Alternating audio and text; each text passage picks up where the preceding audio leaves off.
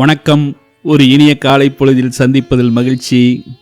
இன்றைக்கி நம்ம எங்கே வந்திருக்கோம்னு பார்த்தீங்கன்னா, கல்லணை வழியாக வந்துக்கிட்டு இருக்கோம். கல்லணை பாதை வழியாக வந்துக்கிட்டு இருக்கோம்.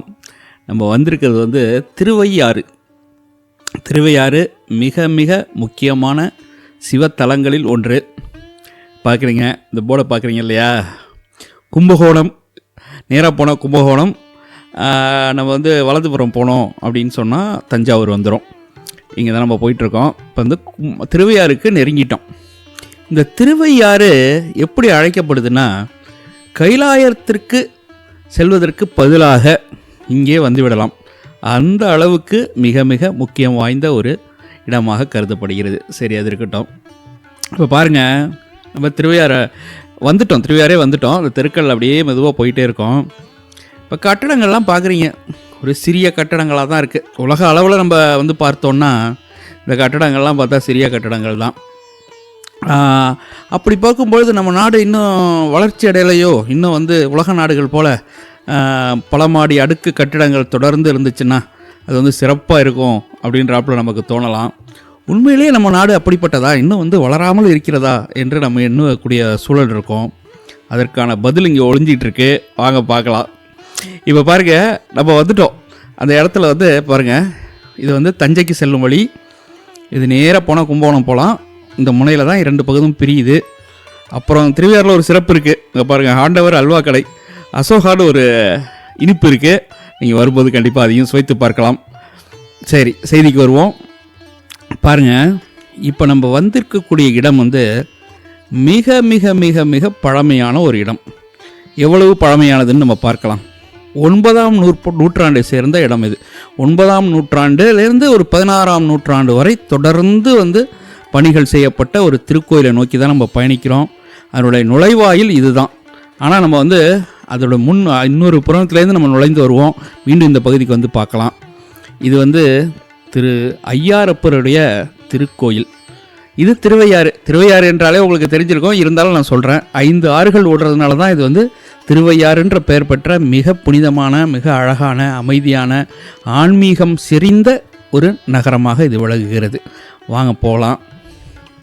இன்னொரு செய்தியை பார்ப்போம். நம்ம இந்த ஐயாரப்பர் கோயில் வந்து 9ஆம் நூற்றாண்டை சேர்ந்ததுன்னு சொல்லிட்டேன் நான். அப்போ வந்து எவ்வளவு பழமையானதுன்னு, கரிகால சோழன் காலத்து அளவுக்கு பழமையான கோயில் இது. இப்போ ஒரு செய்தியை நம்ம பார்க்கலாம். இப்போ தான் நம்ம சொன்னோம் இல்லையா, நம்மளுடைய வளர்ச்சி எப்படி இருக்கிறது, என்ன வந்து கட்டிடங்கள்லாம் சிறிதாக தானே இருக்கணும் அப்படின்னு நினைக்கிறோம் இல்லையா. நம்மளோட வளர்ச்சி நேரடியாக நம் கண்முன் தோன்றும். இன்னும் சிறிது நேரத்தில் நீங்கள் பார்க்கலாம். வாங்க பாருங்கள், அந்த தேர் மண்டபம் எதிர்த்தாப்புல தெரியாது. தேர் நிறுத்தும் போது இறைவனை வந்து இறக்கி ஏற்றுவதற்கான மண்டபம் அது. இடதுபுறம் நம்ம திரும்பணும்னு ஒரு காட்சி தெரியுது பாருங்க. எவ்வளோ பெரிய கோபுரம் இருக்குது பார்த்தீங்களா? அவ்வளோதான். இதெல்லாம் எந்த காலத்தில் நாம் கட்டியது, எத்தனை அடுக்குகள், எவ்வளவு அழகு பார்த்துட்டிங்கன்னா உங்களுக்கு புரிஞ்சிருக்கோம். அவ்வளவு சிறப்பான மிகப்பெரிய ஒரு சிவன் ஆலயம் இது.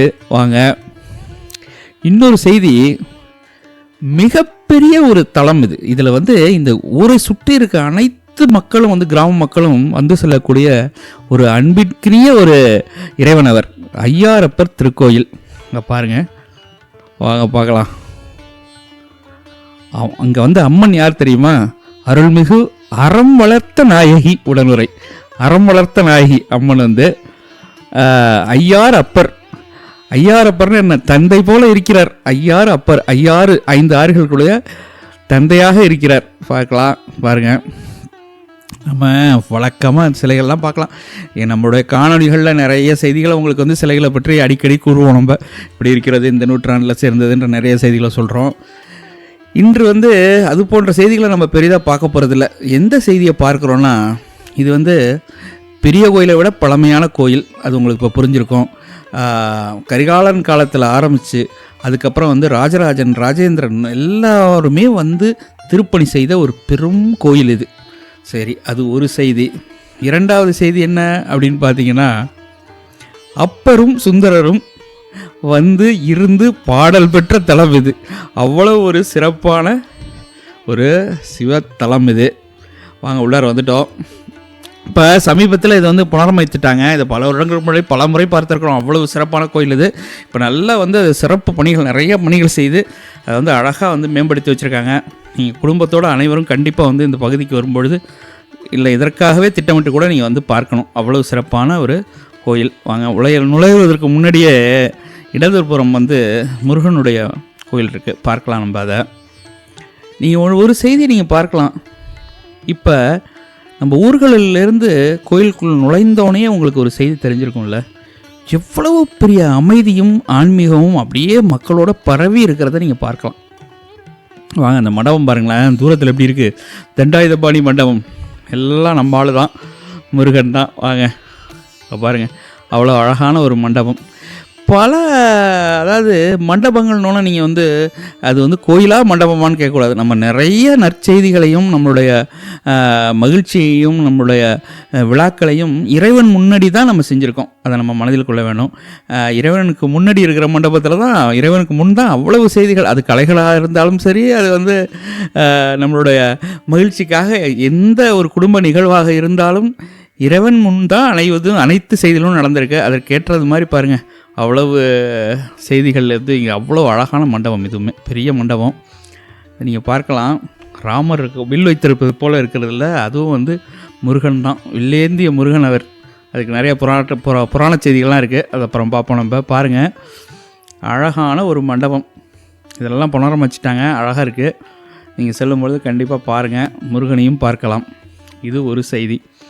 இந்த மண்டபங்களை பார்த்தோட உங்களுக்கு தெரியுது இல்லையா, நம்மளுடைய இனமும் நம்மளுடைய மக்களும் எவ்வளவு பண்பாகவும் மிகுந்த பெருவாழ்வோடு வாழ்ந்திருக்கிறார்கள் என்று உங்களுக்கு தெளிவாக தெரிஞ்சிடும். அவ்வளவு அழகான ஒரு இடமாக இருக்குது. இங்கு மட்டும் இல்லை, தமிழ்நாடு முழுவதும் நீங்கள் எங்கே பார்த்தாலும் இந்த மாதிரி செய்திகளை அதிகமாக பார்க்கலாம். நீங்கள் கண்டிப்பாக இந்த மாதிரி இடங்களை நிறைய பார்த்துருப்பீங்க. அந்த இடங்களெல்லாம் நீங்கள் ஒரு செய்தியை பார்க்கணும். இப்போ நம்மளுடைய கோயில்கள்ன்றது ஒரு முறை செய்யப்பட்டதில்லை. பல மன்னர்கள், பல மக்கள் அதை தொடர்ந்து மேம்படுத்தி பல அடுக்குகளாக அதை வந்து புனரமைத்து உருவாக்கி அவ்வளோ ஒரு சிறப்பு மிக்க இடமாக அதை நம்ம அறியணும். ஏன் நம்ம அப்படி சொல்கிறோன்னா, அவ்வளவு நல்ல உள்ளங்கள் வந்து சென்ற இடமாகத்தானே அது இருக்குது. இப்போ இன்னொரு செய்தி நம்ம பார்க்கலாம். இப்போ பார்த்தீங்கன்னா, ஏன் அப்பரையே வந்து அப்பர்ன்ற சொல்லே வந்து சுந்தரர் வந்து என்ன செய்கிறாரு அப்படின்னா, அவர் வந்து அப்பரை பார்க்கும்போது இவர் சின்னவர் இல்லையா, திருஞான சம்பந்தர் வந்து சின்ன குழந்தை, அவர் அப்பர் வந்து வயதானவராக தெரிகிறார். அப்போ அப்பா மாதிரி தெரிகிறாராம், அதனால் அப்பரே அப்படின்னு அழைக்கிறார். அவ்வளோ வந்து ஒரு சிறப்பு மிக்க தலம் வந்து அப்பர் வந்து நிறைய திருப்பணிகள் செய்த இடம் இது. அப்போ இன்னொரு செய்தியை நீங்கள் தெரிஞ்சுக்கணும். நம்மளுடைய மக்கள்லாம் வந்து ரொம்ப எளிமையானவர்களாக நீங்கள் கருதிடக்கூடாது. அப்பரே எடுத்துக்கொள்வோம், உதாரணத்துக்கு அப்பர் ஏதோ ஒரு சிவத்தொண்டு செய்த ஒரு மனிதராக நீங்கள் நினைக்க வேணாம். அவர் வந்து எப்படி இருந்திருக்கிறாரு, ஒரு பெரிய ஜென்ரல், ஆங்கிலத்தில் சொன்னால் தளபதி அவர். அதுக்கப்புறம் வந்து சமண மதத்தோட தலைவராக இருந்தவர். அதற்கப்புறம் வந்து சைவ மதத்திற்கு வந்தவர். அப்போ நீங்கள் பார்க்கலாம், உங்களுடைய வந்து ஒரு எளிமையான மனிதர்கள், நிறைய அறிவு பெற்ற மனிதர்கள். அதனால தான் வந்து இது போன்ற செய்திகளை வந்து பாடல்களாக இருந்தாலும் சரி, சிவ தொண்டுகளாக இருந்தாலும் மிக சிறப்பாக செஞ்சுருக்காங்க. சரி, அவ்வளோ ஆழத்திற்கு நாம் செல்ல வேணாம்.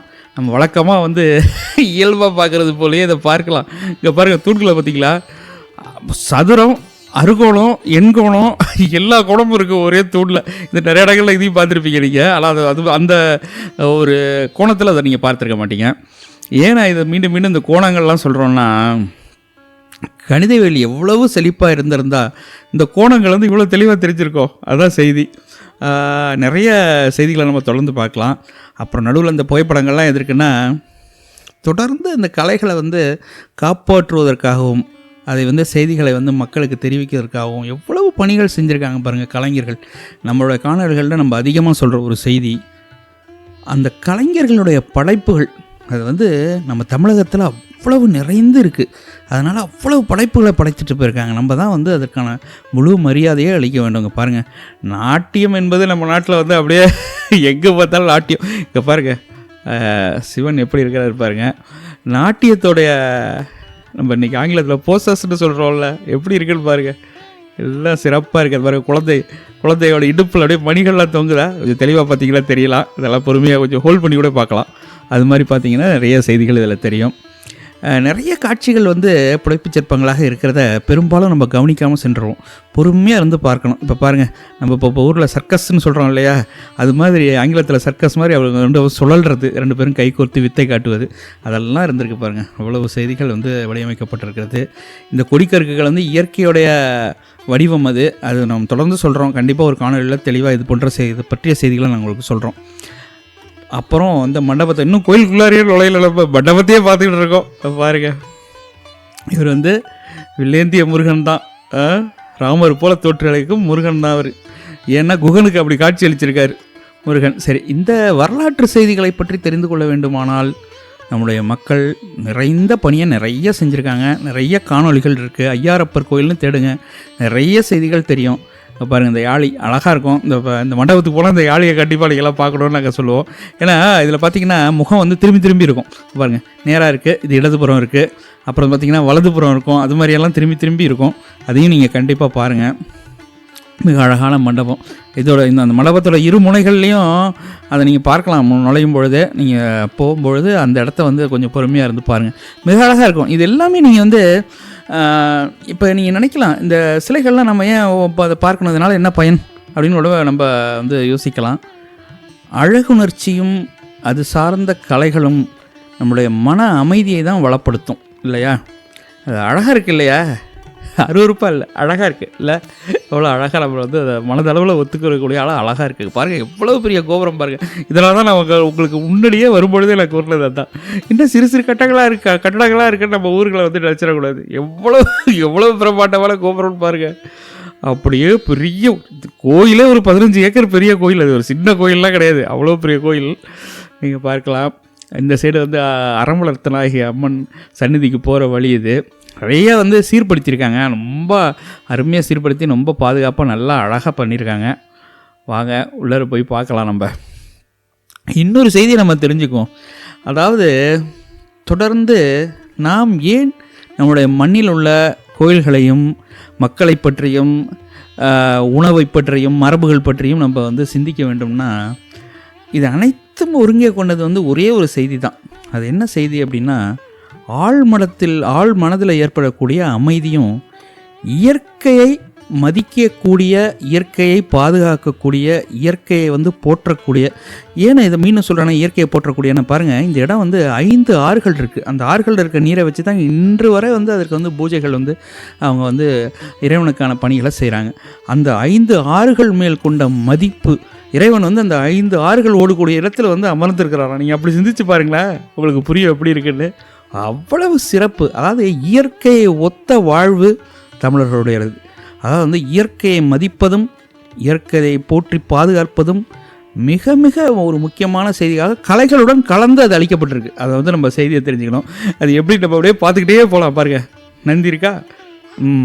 இப்போ இதில் வந்து மூலவரை நம்ம காட்சிப்படுத்த முடியாது, அதனால் வந்து மூலவரை நம்ம பார்க்க முடியாது. இப்போ இருந்தாலும் நுழைவாயிலில் பாருங்கள், இந்த துவாரபாலகர்கள் மிக பழமையான துவாரபாலகர்கள் நீங்கள் பார்க்கலாம். மிக அழகான வடிவமைப்போடு இருக்கும், நிறைய வேலைப்பாடுகள் இருக்கும். இதெல்லாம் வந்து நீங்கள் போகும்போது பொறுமையாக இந்த பகுதியிலலாம் பாருங்கள். இப்போ தான் நம்ம சொன்னோம் இல்லையா, இயற்கைக்கு நமக்கு எப்படி தொடர்பு இருக்குது. அவர்கள் நந்தியை பாருங்கள், குழந்தை மாதிரி வச்சுருக்கோம். நம்ம குழந்தைய எப்படி போற்றி பாதுகாக்கிறோமோ அது மாதிரி தான் நமக்கு நந்தி. அழகாக அதுக்கு ஒரு துணியை கட்டி அவ்வளோ அழகாக வச்சுருக்கோம் பாருங்கள். அது நம்ம அந்த இயற்கை மீது நம்ம கொண்ட அன்பு. அதை வந்து யாராலும் வந்து இயற்கையும் நம் மக்களையும் மண்ணையும் தனித்தனியாக பிரிச்சிட முடியாது. அவ்வளவு நேர்த்தியான அழகான அமைதியான நாடு இது. நம்ம வழக்கமாகவே நம்ம ஒரு செய்தியை சொல்வோம், ஒரு நிறைய நல்ல மனிதர்கள் வாழ்ந்து மறைந்த பூமி இது. அதன் அடிப்படையிலே வந்து இது ஒரு புண்ணிய பூமின்னு நம்ம வந்து எப்பொழுதுமே சொல்கிறோம். அதனால தான் இன்று வரை நம்மளுடைய பூமி வந்து அமைதியுடன் வாழும் பூமியாக அமைகிறது. பாருங்கள், உள்ளார வந்துட்டோம். உள்ளார மூளை விட்ட போக முடியாது, இது தியான மண்டபம் தான். இதை பாருங்கள், அது முழுக்க வேலைப்பாடுகளாக இருக்கும். பாருங்கள், அந்த இந்த அடிப்பகுதி இருக்குல்ல, அது ஆங்கிலத்தில் பேஸுன்னு சொல்லுவோம், ஒரு மேடை மாதிரி. அதற்கே 1000 வடிவங்கள் இருக்குது. அவ்வளவு வடிவங்கள், அவ்வளவு கலைகள். நீங்கள் அதை உலக நாடுகளில் வேறு நாடுகள்லாம் பார்த்துருப்பீங்க அந்த வடிவமைப்பை. இந்தோனேஷியா, தாய்லாண்டு அந்த இதிலெல்லாம் பார்த்துருப்பீங்க, பர்மா அதிலெல்லாம் பார்த்துருப்பீங்க. அது மாதிரி சிங்கங்கள்லாம் எப்போ இருந்திருக்கு பாருங்கள் நம்மள்கிட்ட. நல்லா அழகாக இருக்கும். நிறைய வெவ்வேறு காலகட்டங்களில் கட்டப்பட்டது தான் இதெல்லாம். இருந்தாலும் மிகச்சிறப்பாக இருக்கும். நீ பாருங்கள், கட்டடக்கலை வல்லுநர்கள் வந்து அப்படியே எவ்வளவு அழகு பாருங்கள். நாங்கள் வந்து சொல்கிறத விட நீங்களே பார்க்கலாம். அங்கே பாருங்கள் படிகள்லேருந்து வருதான், அப்படியே வளைஞ்சு நெளிஞ்சு எப்படி இருக்குன்னு பாருங்கள். இதை மாதிரி செய்திகளை வந்து எங்கே பார்க்கறது? நம்மளுடைய மண்ணில் தான் பார்க்கணும். எப்பொழுதுமே ஒரு செய்தியை நம்ம தெளிவாக தெரிஞ்சுக்குவோம். அமைதி மிக்க அழகான ஒரு பூமி நம்முடைய பூமி. அங்கே பாருங்கள் கோபுரம் எவ்வளோ அழகாக இருக்குது பாருங்கள். மிக அமைதியான மிக அழகான கோயில். கண்டிப்பாக நீங்கள் வந்தீங்கன்னா அதை உணர்வீங்க. இதை தொடர்ந்து சுற்றுப்பிரகாரத்தில் நிறைய ஓவியங்கள் இருக்குது. அதெல்லாம் வந்து வேலிகள் அமைச்சிருக்கனால சரியாக காட்சிப்படுத்த முடியல. நாங்கள் வந்து வேலிகள் இல்லாதப்போலாம் நிறைய நாட்களில் இதை வந்து பார்த்துருக்குறோம். நிறைய செய்திகள் இருக்குது. இது வந்து பார்த்திங்கன்னா நிறைய மன்னர்கள் வந்து தொடர்ந்து புனரமைப்பு வேலைகள்லாம் செய்ததுனால வெவ்வேறு வடிவங்கள், வெவ்வேறு மன்னர்களுடைய ஆட்சி காலத்தில் இருந்த கலை வடிவங்கள் எல்லாமே இருக்கும். அதனால் நீங்கள் நிறைய கல்வெட்டுகள் இருக்குது, நிறைய செய்திகள் இருக்குது. நீங்கள் அதை பொறுமையாக இருந்து நீங்கள் வரும்போது அமைதியோடையும் அதை வந்து ஒரு நீண்ட சிந்தனையோடு இதை பார்த்தீங்கன்னா ரொம்ப நிறைய செய்திகள் தெரியும். இறைவன் உங்களுக்கு வந்து அவ்வளோ பெரிய ஒரு அழகிய காட்சியை தருவார். இந்த 15 ஏக்கர்னு மிக செழிப்பான பூமி. அதை தான் நான் மீண்டும் சொல்கிறேன். எதுவும் தென்னை மரங்களும் ஆறும் நீரும் நிறைந்த ஒரு இடம், அவ்வளவு அழகான ஒரு இடம். அதில் வந்து இறைவன் வீட்டிருக்கிறார். நீங்கள் சிந்தித்து அதை பார்த்தீங்கன்னா உங்களுக்கு தெரியும். நிறைய பெரிய மனிதர்கள், அப்பர், சுந்தரர் எல்லாம் நிறைய பேர் வந்து இந்த பகுதிக்கு, இந்த திருத்தலத்திற்கு வந்து போன பெருமை மிக பெருமைக்குரிய ஒரு இடமாக அதை கருதப்படும். அவ்வளவு சிறப்பான ஒரு கோயில் இது. இன்னொரு செய்தி, இது வரலாற்று சார்ந்த செய்திகளை நீங்கள் கண்டிப்பாக காணொலிகளில் பாருங்கள். நம்ம நண்பர்கள் வந்து அவ்வளவு அருமையாக ஒருத்தரும் வந்து அதை வந்து அவ்வளவு அழகாக சொல்கிறாங்க. அதாவது கோயில் வரலாறு, அதாவது ஒரு சிறிய நேரத்தில் அவ்வளோ கோயிலோட முழு வரலாறு சொல்கிறாங்க. அப்புறம் சிறு சிறு செய்திகளை அவ்வளவு இளைஞர்கள் வந்து அவ்வளோ பாருங்கள், அவ்வளோ அழகாக சொல்கிறாங்க. பாருங்கள் யாழிகள்லாம் பாருங்கள், அவ்வளோ அழகாக இருக்குது பாருங்கள். நிறைய யாழிகள்லாம் இருக்குது, நிறைய இருக்குது. இங்கே பார்த்துக்கிட்டே இருக்கலாம். எங்கே பார்த்தாலும் கலைகளாக தான் இருக்கும். நம்ம மண்ணு இல்லையா, கலைகளும் நம்மளும் ஒன்று. அது மாதிரி ஒரு சிறப்பான ஒரு வடிவமைப்பு இது. இன்னொரு செய்தி என்ன அப்படின்னா, அப்படியே பாருங்கள், நீங்கள் பார்த்தாலே உங்களுக்கு தெரியும். அதாவது நாட்டியம், இசை, ஓவியம், கலைகள், ஆன்மீகம், அப்படியே அன்பு, விழாக்கள், அப்படியே தொடர்ந்து நீங்கள் பாருங்களேன். எவ்வளோ அழகான ஒரு வடிவமைப்பு, ஒரு கட்டமைப்பு நம்மளுடைய சமுதாயம் பாருங்கள், அவ்வளோ சிறப்பாக இருக்குது. ஸோ எவ்வளவோ காலத்திற்கு முன்னே வந்து நம்ம வந்து இவ்வளோ பெரிய கோபுரங்களையும், இவ்வளோ பெரிய கட்டடங்களையும், இவ்வளோ பெரிய வடிவமைப்புகளையும் உருவாக்கிய பெருமையும் தொன்மையும் நம் மக்களுக்கும் நம் முன்னோர்களுக்கும் கண்டிப்பாக உண்டு என்பதை நீங்கள் அறிய வேண்டும். நம்ம வந்து எளிமையாக இந்த செய்திகளை பேசினாலும் மிக மிக முக்கியமான ஒரு செய்தி, நாம் யார் என்பதை தெரிந்து கொள்ள இவற்றில் உள்ள அனைத்து செய்திகளையும் தெளிவாக தெரிந்து கொண்டு பகிர வேண்டியது நம்மளுடைய கடமை. கண்டிப்பாக நீங்கள் அதை செய்வீங்கன்னு எங்களுக்கு தெரியும். இருந்தாலும் நாங்கள் தொடர்ந்து அறிவுறுத்துறது எங்கள் கடமையாக நாங்கள் நினைக்கிறோம். பாருங்கள், அவ்வளோ அழகான கோபுரங்கள், மண்டபங்கள், காட்சிகள். வாங்க போகலாம். அதை ஒரு குங்குளிய குழி வர வழியில் இருந்தது இல்லையா, இது வழியாக தான் நம்ம நுழைஞ்சு வந்திருக்கணும். அப்படியே சுற்றி வந்துட்டோம் நம்ம. வாங்க போய் அந்த குங்குளிய குழியை பார்க்கலாம். அந்த குங்குளியம்ன்றது பார்த்திங்கன்னா நம்ம வீடுகளில் நீங்கள் சாம்பிராணி போடுறீங்க இல்லையா, அது போன்ற அதுதான் அது. குங்குளியம்ன்றது வேறு ஒன்றும் இல்லை. இப்போ இங்கிலீஷில் ரெசின்னு சொல்லுவாங்க. நம்ம இதில் என்னென்னா மரத்திலிருந்து வந்த கோந்து, அது வந்து காய்ந்த நிலையில் இருக்கிறது தான் அந்த குங்குளியம். அந்த மரத்துலேருந்து எடுக்கப்பட்ட அந்த குங்குளியம், அந்த அதை வந்து நெருப்பில் போடும்போது ஒரு புகை உருவாகும். அந்த புகை வந்து மிகுந்த மணத்தை கொடுக்கும், நோய்கள்லாம் வராமல் தடுக்கும். எப்பொழுதுமே அந்த குங்குளிய புகை இங்கே என்ன சொல்லுவாங்கன்னா, ஒரு யமனுடைய மரண பயத்தை வந்து எதிர்க்கக்கூடிய ஆற்றல் உள்ளது அப்படின்னு சொல்லுவாங்க. உண்மையிலே அந்த மனம் சிறப்பான மனம். இந்த பகுதிக்கு வந்து அந்த இடமே மணக்கும். வாங்க பார்க்கலாம். அதை பாருங்கள், கோபுரங்கள்லாம் பாருங்கள், ஒவ்வொரு கோபுரங்களும் மிக அழகாக இருக்கும். பொறுமையாக நீங்கள் தான் வந்து வரும்பொழுது நீங்கள் பொறுமையாக இதெல்லாம் பார்க்கணும். ஏன்னா அந்த ஞாயிற்றுக்கிழமை காலை நேரத்தில் இந்த காட்சிகள்லாம் உங்களுக்கு காட்டுறதுனால வெகு விரைவாக நாங்கள் காட்டுறதுக்கு தான் முயற்சி பண்ணுவோம். ஏன்னா உங்களோட நேரங்கள் பல வேலைகளுக்கு நடுவில் இருப்பீங்க. அதனால் வந்து இந்த செய்திகளை எவ்வளவு சீக்கிரமாக உங்களுக்கு வந்து தெரிவிக்கணுமோ அதை தெரிவிக்க வேண்டிய பொறுப்பில் நாங்கள் இருக்கிறதுனால இந்த செய்திகள் நடக்குது. நீங்கள் போகும்பொழுது அமைதியாக பொறுமையாக இருந்தது பார்க்கலாம். பாருங்கள், இதுதான் வந்து குங்குளிய குழி. இது நம்ம பெரிய கிணறு போல் இருந்துச்சு, இப்போ இப்படி கட்டிட்டாங்க. அங்கே பாருங்கள், உள்ளார பாருங்கள், அப்பயும் பாருங்கள், சதுரம் அறுகோளம் எல்லாம் இருக்குது பாருங்கள் உள்ளார. இதை பாருங்கள், நம்மளோட மக்களோட சிந்தனை எவ்வளவு ஒரு பொது சிந்தனையாக இருந்திருக்குன்னு இதில் நீங்கள் தெரிஞ்சுக்கலாம். ஊருக்கே நம்ம வந்து நறுமணம் வீசுகிற மாதிரி ஒரு பணியை செஞ்சுருக்கோம் பாருங்கள். அங்கே பாருங்கள், அதுக்குள்ளார உதவி செய்கிறாரு. அது எரியலையா, அதனால் வந்து நெருப்பை உருவாக்கி அதில் வந்து இந்த குங்குளிய தூளை நம்ம வந்து போட்டுடுறோம். இப்போ கொஞ்சம் மரத்தூள் அதெல்லாம் கலந்து தான் கொடுக்குறாங்க. இருந்தாலும் அந்த காலத்தில் வெறும் குங்குளியம் வந்து இயல்பாக கிடச்சிருக்கும், அதனால் நிறையா கொடுத்துருப்பாங்க. அப்படியே அந்த குங்குளியம் பட்டோன்னா அந்த இடமே அப்படியே புகையை அப்படியே மணக்குது. இந்த ஊரே மணக்கும்னு சொல்லுவோம்ல, அது போன்ற ஒரு செய்தி. அது வந்து ஒரு கடனாக செய்கிறாங்க. அது வந்து ஒரு மக்களுடைய நம்பிக்கை, அதாவது ஒரு சிறந்த நம்பிக்கை, அதாவது ஒரு யமனையும் வெல்லக்கூடிய அளவிற்கு ஒரு சிறந்த மனமாக அது ஒரு செயலாக அவங்க நினைக்கிறாங்க. மகிழ்ச்சி. இன்றளவில் நம்ம வந்து பல ஆயிரம் ஆண்டுகளுக்கு முன்னாடி இருந்த ஒரு இடத்தை நோக்கி நம்ம பயணம் செய்து அதை சுற்றி பார்த்து அதை உணர்கின்ற பெருமை இந்த பிறவியில் எடுத்த மிகப்பெரிய ஒரு பிறவி பலன் என்றே கருதலாம். நீங்கள் அனைவருமே இந்த மண்ணில் பிறந்தவர்கள். இந்த இடங்களை தவறாது வந்து அனைத்து இடங்களையும் வந்து பார்க்கணுன்றது எங்களுடைய தாழ்மையான வேண்டுகோள். இது போன்ற ஒரு சிறந்த காணொளியுடன் மீண்டும் சந்திப்போம். நன்றி, வணக்கம்.